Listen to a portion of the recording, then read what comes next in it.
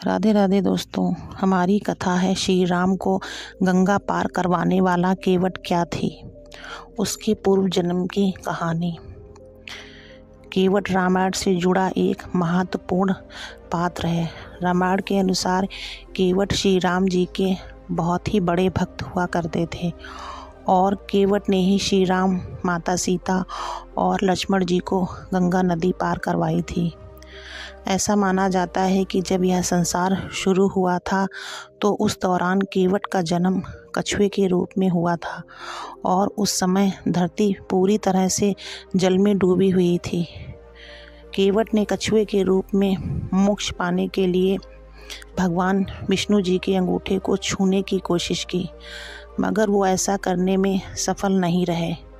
जिसके बाद केवट ने कछुए के रूप में भगवान विष्णु जी की कड़ी तपस्या की थी और केवट के इस तपस्या से प्रसन्न होकर विष्णु जी ने केवट को इंसान के रूप में जन्म लेने का वरदान दिया था।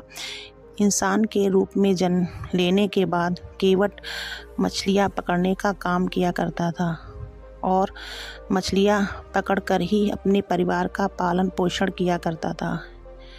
केवट के पास एक नाव हुआ करती थी जिसके जरिए वो गंगा नदी के पार जाया करता था।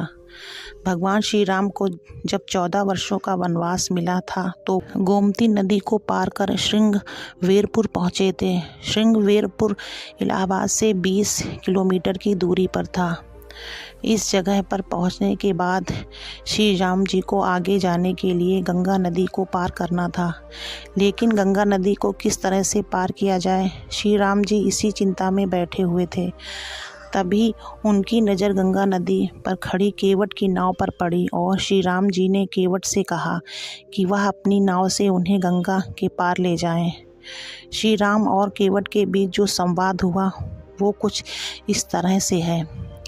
रामायण के अनुसार श्री राम जी केवट को आवाज़ लगाते हैं और उसे कहते हैं कि नाव किनारे ले आओ, पार जाना है। श्री राम जी की आवाज़ सुनकर केवट उनसे कहता है कि मैंने सुना है कि आपके चरणों की धूल से पत्थर की शिला सुंदर सी स्त्री बन गई थी। मेरी ये नाव काठ की बनी हुई है। अगर आपके चरण की धूल पत्थर को स्त्री बना सकती है तो उसी तरह मेरी नाव पर अगर आप चढ़े तो वो भी स्त्री बन जाएगी। ऐसा होने से मेरी ज़िंदगी तबाह हो जाएगी और आप भी नदी तो पार कर नहीं पाएंगे। इसलिए आप नाव में बैठने से पहले अपने पैरों को मेरे हाथ से साफ करवा लीजिए।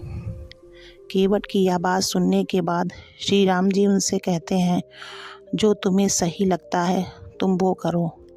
इस तरह से केवट ने आखिरकार विष्णु जी की अवतार यानी